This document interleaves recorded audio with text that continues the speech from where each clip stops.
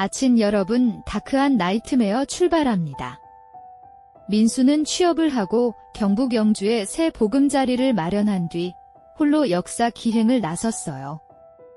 새로운 삶의 공간은 문화재와 유적지가 가득한 도시라 호기심을 자극했죠. 특히 신라의 흔적이 남아있는 골목과 절, 그리고 왕릉의 이야기는 민수에게 특별했어요. 어느 날 그는 나정을 지나 산길을 오르다 중턱에서 발걸음을 멈추었어요.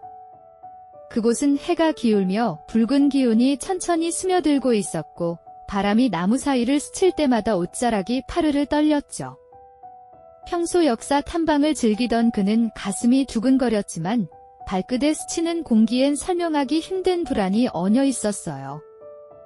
작은 발자국 소리조차 크게 울려 퍼져 산은 그를 홀로 시험하는 듯했죠.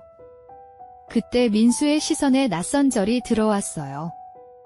바위에 걸린 표지판에는 절의 이름과 그 뒤편에 왕릉이 있다는 안내가 적혀 있었죠. 해가 저물어 어둠이 서서히 골짜기를 덮어가던 터라 내려가는 편이 안전했지만 그는 잠시 망설였어요. 위험을 직감하는 감각이 스쳐갔지만 왕릉이라는 단어가 주는 묘한 유혹을 뿌리치기 어려웠죠. 여기까지 왔는데 그냥 지나칠 수 있을까에 그는 그렇게 스스로를 설득하며 발걸음을 옮겼어요. 길 위에는 차가운 습기가 묻어 있었고 안개는 살며시 기어올라 나무와 나무 사이를 휘감았어요. 순간 어둠 속에서 무엇인가 숨어 지켜보는 듯한 시선이 느껴져 뒷목이 서늘해졌죠.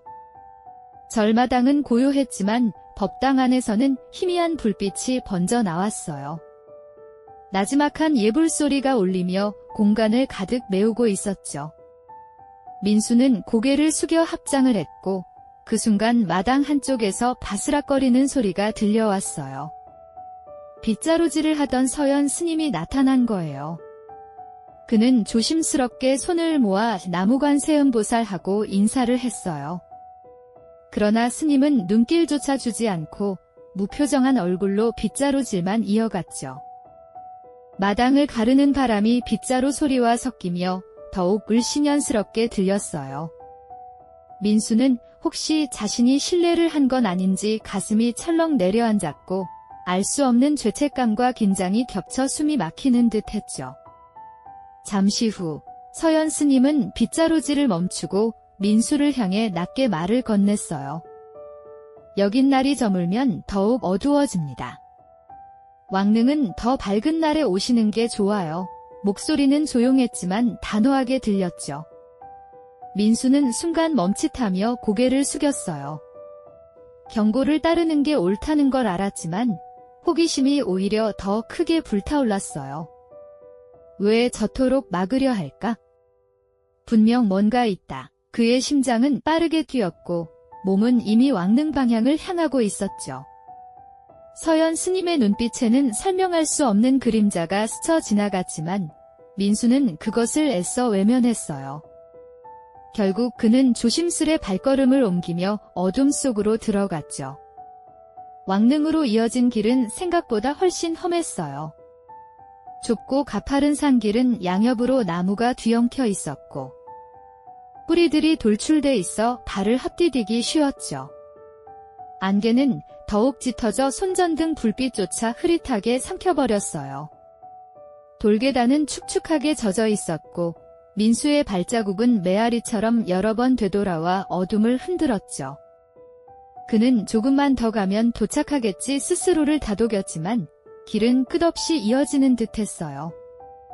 바람이 불며 나뭇가지를 흔드는 소리는 낮은 울음처럼 들렸고 그 순간 어디선가 부엉이가 울었어요. 짧은 울음이 귓가를 파고들자 심장이 덜컥 내려앉았고 민수는 두려움을 감추려는 듯 걸음을 재촉했어요. 안개가 짙어질수록 민수의 시야는 점점 좁아졌어요.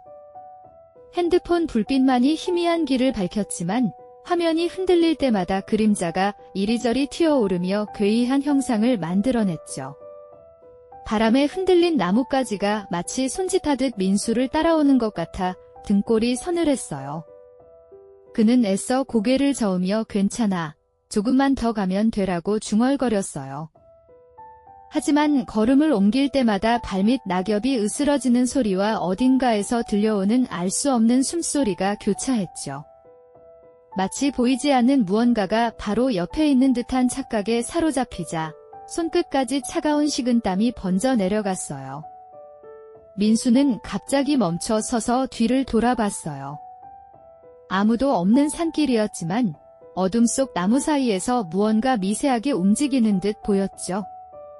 바람이 불자 안개가 휘몰아치며 길 전체를 가려버렸고 순간 앞뒤가 모두 막힌 듯한 압박이 몰려왔어요. 그는 서둘러 걸음을 옮겼지만 비탈길은 위아래로 솟구치듯 이어졌고 방향 감각마저 흔들렸어요. 발목이 돌에 걸려 휘청거리며 쓰러질 뻔했을 때 핸드폰 화면이 깜박거리며 희미한 불빛이 꺼질 듯 말 듯 떨렸어요. 그 짧은 순간 민수는 지금 돌아가야 하나라는 두려움과 여기까지 왔으니 끝을 보자는 집착 사이에서 흔들렸죠. 그는 결국 앞으로 나아가기로 했어요. 바람은 더욱 거세졌고 나무 가지끼리 부딪히며 끼익거리는 소리를 냈죠. 그것은 마치 누군가가 낮게 신음하는 듯한 음성으로 들려 민수의 심장을 죄었어요. 이어 산짐승의 울음인지 사람의 비명인지 알 수 없는 소리가 멀리서 메아리쳤죠. 민수는 핸드폰 불빛을 높이 들었지만 빛은 안개 속에서 흩어져 오히려 어둠을 더 짙게 만드는 듯했어요. 그 순간 오른쪽 귀 옆에서 갑자기 바람이 뚫고 들어오며 누군가 속삭이는 듯한 착각이 스쳤어요. 그는 온몸이 굳어졌지만 본능적으로 다리를 움직이며 왕릉 쪽을 향해 달리기 시작했어요. 숨이 가빠지고 가슴이 쿵쿵 뛰었어요. 민수는 거의 뛰다시피 길을 내려갔다가 다시 오르며 안개 속을 헤쳤죠. 갑자기 시야 앞에 거대한 그림자가 서서히 드러났어요. 둥글게 솟은 봉분, 그것은 왕릉이었어요. 희미한 달빛이 안개 틈을 비추자 봉분은 마치 살아있는 거대한 존재처럼 어두운 기운을 내뿜었어요. 민수는 드디어 도착했다는 안도감과 동시에 설명할 수 없는 압도적인 두려움에 사로잡혔어요. 그는 봉분 둘레를 조심스레 돌며 차가운 기운을 온몸으로 느꼈어요. 숨결조차 무겁게 가라앉으며 이곳이 단순한 무덤이 아니라는 예감이 강하게 밀려왔죠. 민수가 봉분을 바라보던 순간 숲속에서 갑자기 알 수 없는 소리가 들려왔어요. 처음엔 종소리 같은 금속성 울림이었는데 곧 이어진 건 벨소리와도 같은 이질적인 음향이었죠.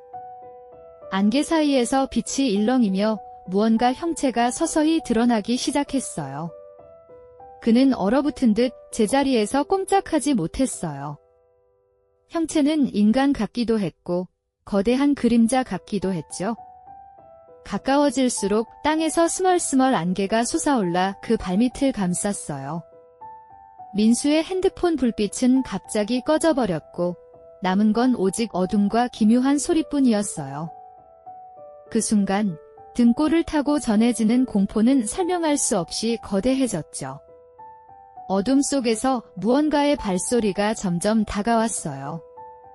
바람은 멎은 듯 고요해졌고 나뭇가지마저 흔들리지 않았죠. 민수는 숨을 참은 채 귀를 기울였어요. 발소리는 규칙적으로 울렸고 점점 가까워지며 땅을 짓누르는 듯 무겁게 들려왔어요. 그는 본능적으로 도망치고 싶었지만 다리가 말을 듣지 않았어요. 눈앞의 안개는 갑자기 갈라지듯 열리며 거대한 그림자를 드러냈죠. 긴 옷자락이 바람도 없는 공간에서 스스로 펄럭였고 얼굴은 형체가 뚜렷하지 않았지만 검은 눈동자만은 선명했어요. 민수는 온몸이 굳어져 숨조차 쉴 수 없는 상태에 빠져들었죠. 형체는 점점 가까워지며 고깔 모양의 모자를 드러냈어요. 바람결에 드러난 얼굴은 창백했고 입술은 피처럼 붉게 젖어 있었죠. 눈은 흰자 없이 검게 물들어 있었고 그것이 곧장 민수의 시선을 꿰뚫는 듯했어요. 옷차림은 낡았지만 기묘하게도 오늘날과는 전혀 다른 양식이었고 마치 오래된 시대에서 걸어 나온 듯했죠. 민수는 숨을 삼키며 뒷걸음질 쳤지만 다리는 풀려 제자리에 얼어붙은 듯 움직이지 않았어요. 형체는 천천히 입을 열더니 낮은 숨결 같은 기묘한 소리를 내뱉었어요. 그것은 말인지, 울음인지, 혹은 저주의 외침인지 알 수 없었죠. 그 순간 형체의 입가에서 붉은 액체가 흘러내리기 시작했어요. 처음에는 작은 방울처럼 보였지만 곧 물줄기처럼 쏟아져 내려 흙 위에 퍼졌죠. 짙은 붉은 빛은 달빛에 반사되어 섬뜩하게 번져갔고 땅바닥에 스며들며 피비린내 같은 냄새를 풍겼어요. 민수는 충격에 숨이 막혔고 심장은 미친 듯이 뛰었어요. 형체는 여전히 두 손을 펼친 채 자신의 몸을 부풀리듯 떨고 있었고 붉은 액체는 입가에서 계속 흘러내렸죠. 그 장면은 현실이라기보다는 악몽의 한 조각 같았어요. 민수는 본능적으로 눈을 돌렸지만 이미 시선은 깊이 사로잡혀 버렸어요. 붉은 액체가 땅바닥을 적시는 소리와 함께 형체의 얼굴은 점점 일그러지기 시작했어요. 검은 눈은 더욱 깊어지고 입은 마치 찢어질 듯 넓게 벌어졌죠. 그리고 그 안에서 기묘한 웃음과 울음이 뒤섞인 소리가 터져나왔어요. 민수는 공포에 질려 뒷걸음질 쳤지만 발은 땅에 박힌 듯 움직이지 않았어요. 귀에는 형체의 숨소리가 파도처럼 몰려왔고 심장은 가슴을 뚫고 나올 것처럼 요동쳤죠. 그는 간신히 몸을 돌리며 절 쪽을 향해 뛰기 시작했어요. 발소리가 숲을 울리자 어둠은 더욱 짙어지고 안개는 그를 가두듯 몰려들었어요. 민수는 거의 넘어지듯 달려 절 마당으로 향했어요. 숨이 턱까지 차올라 목이 타들어갔지만 그는 멈출 수 없었죠. 마침내 불빛이 비치는 절 앞에 다다르자 서연 스님이 그를 기다리고 있었어요. 스님의 얼굴은 고요했지만 눈빛은 마치 모든 것을 알고 있는 듯 깊었죠. 그는 떨리는 민수의 어깨에 손을 얹고 차분하게 연고 같은 약을 발라주었어요. 제가 가지 말라고 말씀드렸잖아요. 그곳은 밤이 되면 더욱 위험합니다. 담담한 목소리였지만 그 안에는 결코 가볍지 않은 무게가 실려 있었죠. 민수는 그제야 두려움 속에서 숨을 고르며 간신히 고개를 끄덕였어요. 민수는 서연 스님의 말에 고개를 떨군 채 숨을 고르며 서 있었어요. 온몸이 식은땀으로 젖어 있었고 손끝까지 떨려 핸드폰을 쥘 힘조차 남아있지 않았죠. 스님의 목소리는 낮고 단호했어요. 밤마다 그곳에는 안개가 짙게 내려앉고 설명할 수 없는 기운이 서려 있어요. 괜히 호기심을 내다가는 큰일을 당할 수 있습니다. 그 말은 경고이자 위로처럼 들렸어요. 민수는 입술을 깨물며 자신이 왜 경고를 무시했는지 후회했지만 이미 늦은 뒤였죠. 민수는 용기를 내어 물었어요. 스님, 제가 본 그 형체는 대체 무엇인가요? 그러나 서연 스님은 잠시 침묵하다가 먼 산을 바라볼 뿐이었어요. 달빛이 그녀의 얼굴에 드리워져 한순간 표정은 차갑게 얼어붙은 것처럼 보였죠. 그건 오래전부터 전해 내려오는 잔영이에요. 오랜 원한과 슬픔이 쌓이면 시간이 흘러도 사라지지 않지요. 스님의 말은 비밀스러운 암호처럼 들려 민수의 가슴을 더 답답하게 했어요. 경주에 왕릉이 많은 건 알고 계시죠? 그 중에서도 오늘 당신이 간 곳은 특별히 더 어두운 기운이 서린 자리예요. 서연 스님의 목소리는 마치 누군가에게 들키지 않으려는 듯 낮게 가라앉아 있었어요. 민수는 고개를 끄덕이며 자신의 눈앞에 나타났던 노인의 얼굴을 떠올렸어요. 검게 잠식된 눈동자와 입가에서 흘러내리던 붉은 액체가 떠올라 다시 온몸이 떨렸죠. 그건 단순한 환영이 아니라 실제로 남아있는 흔적이에요. 스님의 말이 덧붙여지자 민수의 두려움은 더 선명해졌어요. 민수는 떨리는 목소리로 다시 물었어요. 그럼 제가 본 건 죽은 왕의 모습이었나요?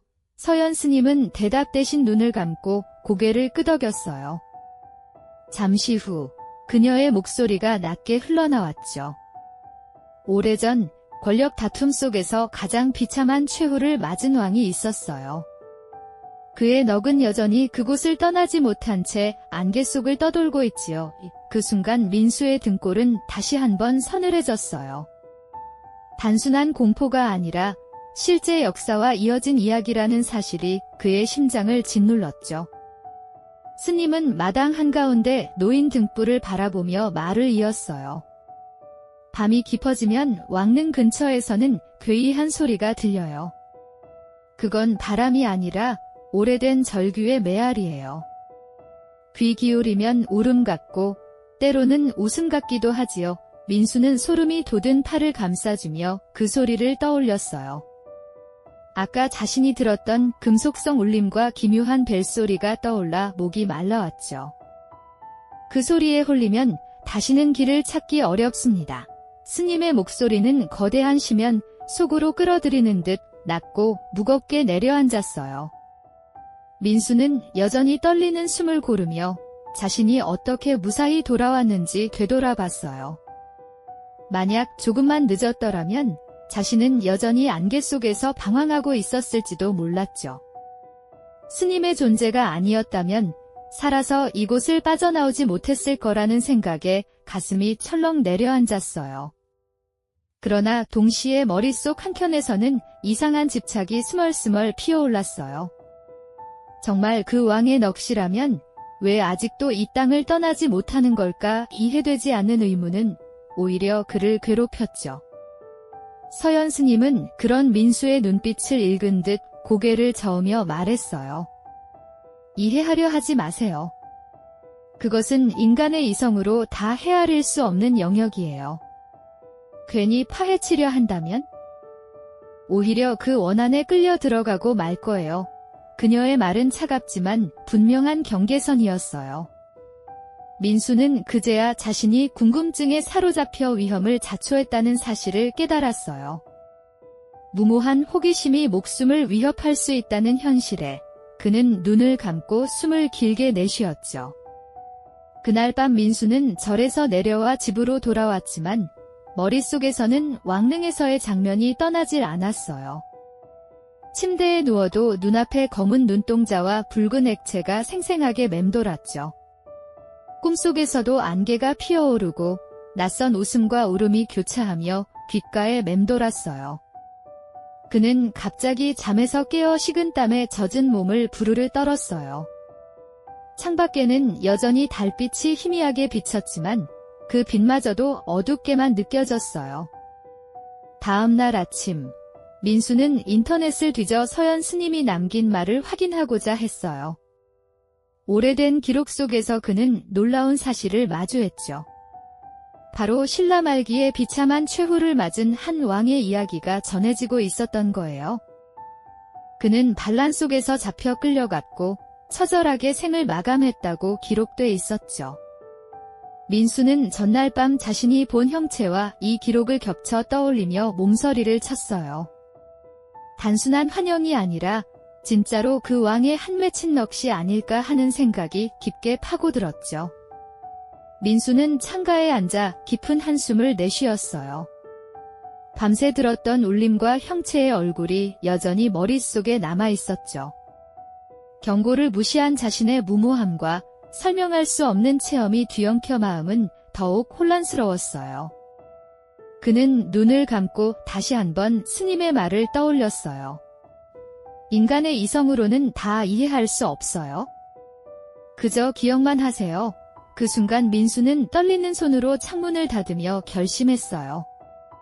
그날의 기억을 함부로 잊지도 쉽게 말하지도 않겠다고요. 그것은 단순한 체험이 아니라 지금도 이어지고 있는 오래된 절규였죠.